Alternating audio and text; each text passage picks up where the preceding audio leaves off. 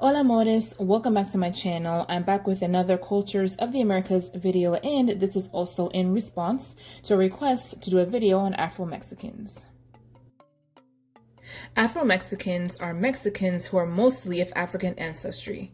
Afro-Mexicans reside mainly in certain parts of Mexico, such as the Costa Chica, Oaxaca, and Guerrero, Veracruz, and in some cities in northern Mexico.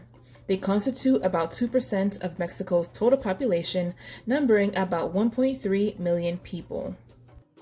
As opposed to other Spanish-speaking countries in Latin America with visible Afro-Latino populations, the history of Africans in Mexico has been lesser known for a number of reasons, including small numbers as a proportion of the overall population of Mexico, irregular intermarriage with other Mexican ethnic groups, and Mexico's tradition of defining itself as a mestizo or mixed Spanish and Amerindian country.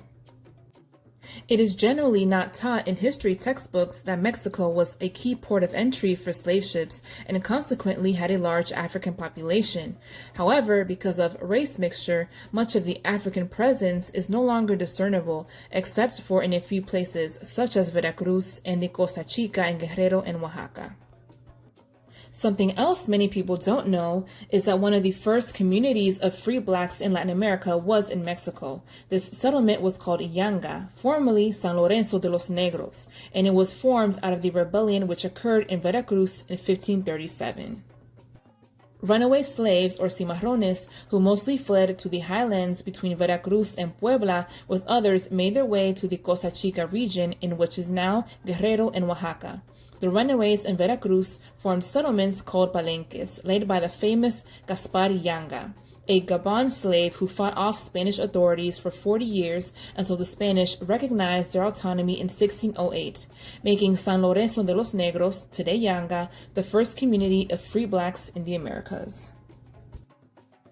The first Mexicans to have landed in Mexico were free men from Spain, who came along with the Spanish conquistadors and explorers. In the account of the conquest of Mexico compiled by Franciscan Bernardino de Sahagún, Nahua informants noted that the presence of Africans with kinky curly hair, in contrast to the straight yellow and black hair of the Spaniards. Mexican anthropologist Gonzalo Aguirre Beltrán counted 6 blacks who took part in the Spanish conquest of the Aztec Empire. Notable among them was Juan Garrido, a free black soldier born in Africa, Christianized in Portugal, who participated in the conquest of Tenochtitlan in western Mexico. In the years to come, many slaves were imported from Africa through the slave trade. Although the vast majority had their roots in Africa, there were also many that came from other Hispanic territories. Colonial records show that around 200,000 African slaves were imported into Mexico in the 16th and 17th centuries to work in silver mines, sugar plantations, and cattle ranches. In 1570, the black population was about 3 times that of the Spanish.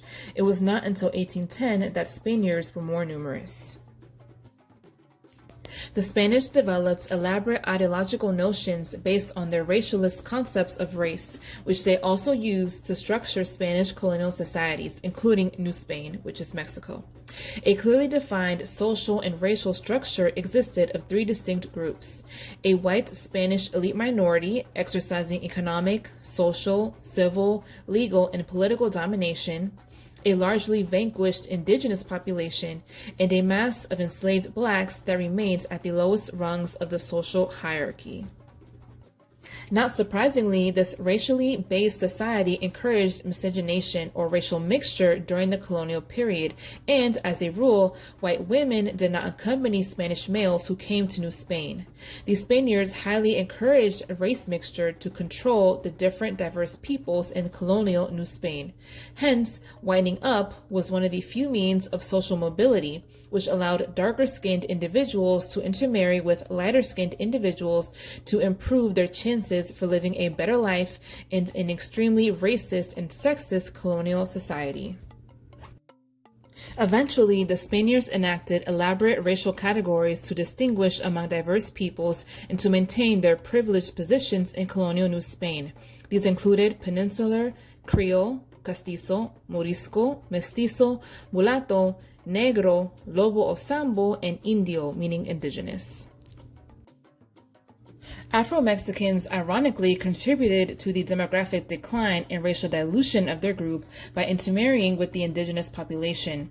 Afro-Mexican males, both enslaved and free, acquired indigenous girls and women as concubines because of the imbalance of many black male to few females. Thus, Afro-Mexican males saw advantages of having children by indigenous girls and women, because according to Spanish law, children of free mothers would inherit the status and would be considered free as well.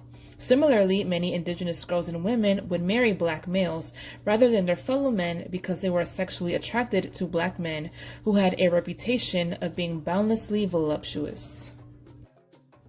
Afro-Mexicans engaged in a variety of economic activities as slaves and as free persons. Mexico's economy utilized African slave labor during the colonial period, particularly in Spanish cities, as domestic workers, artisans, and laborers in textile workshops. Although the vast majority of Africans did not overtly resist their enslavement, a few did, contesting their condition by rebellion and fleeing masters. Black slave rebellions occurred in Mexico as in other parts of the Americas, with one in Veracruz in 1537 and another one in the Spanish capital of Mexico City. By the 17th century, the free black population already outnumbered the enslaved population, despite slavery being at its greatest extent in the colony during this time.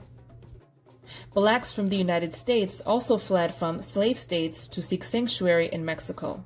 In the summer of 1850, the Muskogos, composed of runaway slaves and free blacks from Florida, along with Seminoles and Kicapus, fled south from the United States to the Mexican border state of Coahuila. When it comes to the reduction of the African population in Mexico, a big factor is that many Africans had committed themselves to fight the Mexican Wars of Independence that freed Mexico from the Spanish imperialists. Hundreds of thousands died in the War of Independence, and the rest has been absorbed into the genetic pool of the Mexican mestizo. Of over 1 million casualties during the Mexican War of Independence, most of them were Afro-Mexicans.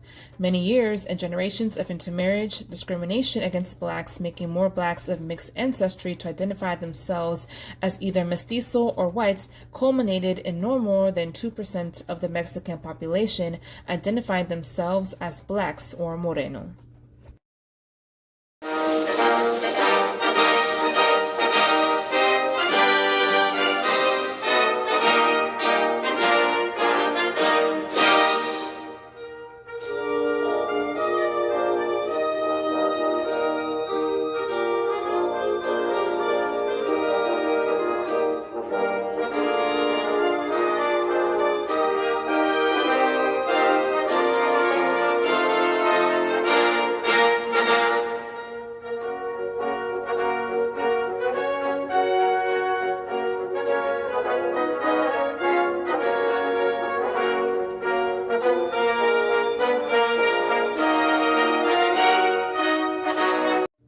Despite the fact that Afro-Mexicans have a small population, the truth is that most of the so-called mestizo or white Latinos of Mexico have more black ancestry in their gene pool than they may even know. The apparent assimilation of Mexico's ex-slaves into the overall gene pool is in marked contrast to America's experience, where the black race has remained relatively distinct. In fact, Mexico even differs from the rest of Latin America, where distinct black populations remain genetically unassimilated. Afro-Mexicans are largely invisible. A 2015 census is changing that. CCTV's Frank Contreras has insight from Mexico's southern state of Oaxaca. Among Afro-Mexican communities here on the Pacific coast of Mexico's Oaxaca state, this dance is symbolic. Locals say the devils represent the growing power of African descendants in this part of Latin America. It's a history that's beginning to gain global attention. Last year, for the first time, the government conducted an interim census asking Mexicans, based on your culture, history, and traditions, do you consider yourself black, meaning Afro-Mexican or Afro-descendant? And nearly 1.4 million people responded, yes.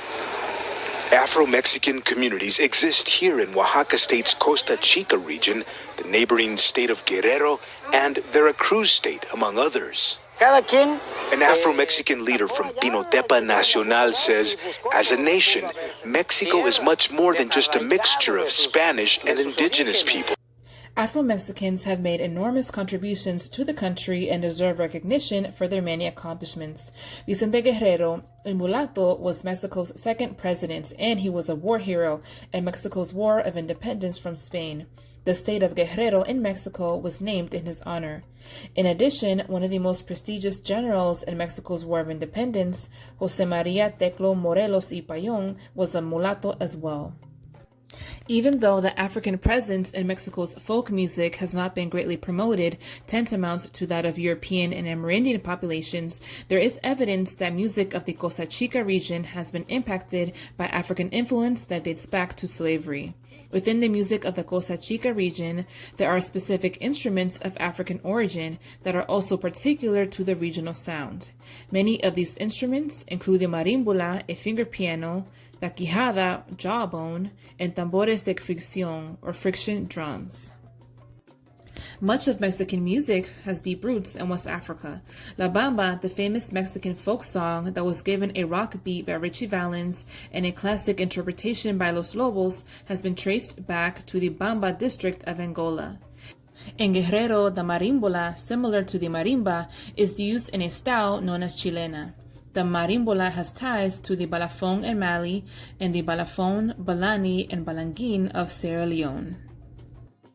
The quijada is the jawbone of a donkey, cow, or horse. The jawbone is weathered until the molars rattle in place. In countries where the quijada is known, there tends to be a large population of African descendants.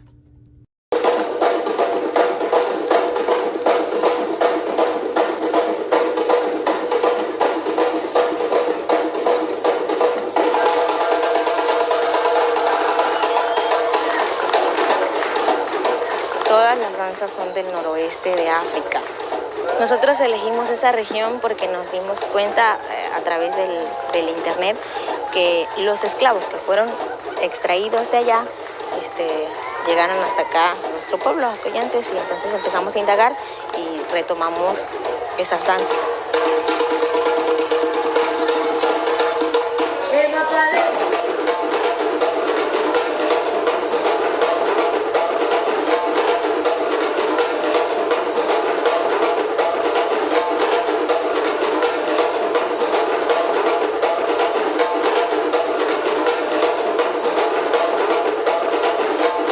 Seguimos bailando porque intentamos dar a conocer nuestra cultura y a través del baile nosotros pretendemos invitar, atraer a los jóvenes para que se unan a nosotros y así consolidar nuestra cultura, consolidar nuestra propia identidad como pueblo negro. The official ideology of Mexico has been that Mexicans are simply a mestizo race, a mixture of Spaniards and Indians, officially referred to as la raza or the race. However, the existence of Afro-Mexicans was officially affirmed in the 1990s when the Mexican government acknowledged Africa as Mexico's third root. Even still, the Black contribution to Mexico's cosmic race has been many times forgotten. The 2015 Intercensus estimate was the first time in which Afro-Mexicans could identify themselves as such and was a preliminary effort to include the identity before the 2020 census. Alright guys, that was it for this video on Afro-Mexicans. I do hope that you all enjoyed it. Don't forget to like, comment, and subscribe if you haven't already, and I'll check you guys in the next video. Bye!